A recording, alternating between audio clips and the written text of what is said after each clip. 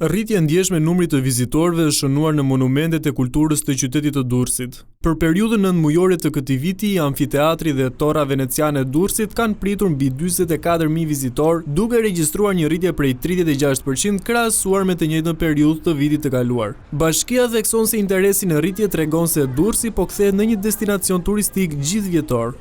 Periudhën nëntëmujore të vitit 2025 në krahasim me të njëjtën periudhë për vitin e kaluar ka një rritje me 36% të numrit të vizitorëve në sitet arkeologjike dhe kjo është një dëshmi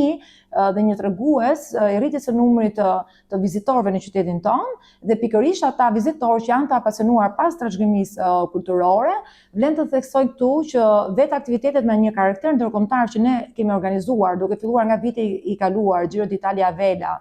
apo Art Explora këtë vit në muajin prill, apo Giro d'Italia me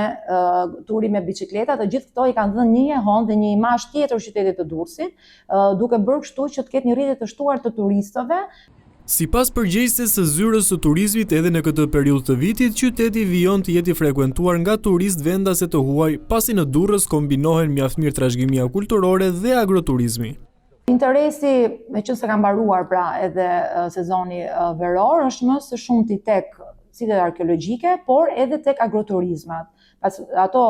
subjekte të cilat ushtrojnë këtë aktivitet kanë një rritje të shtuar të numrit të turistëve, por ajo që vjet re është përgjithsisht kombinimi i paketave, duke kombinuar vizitat në site me vizitat në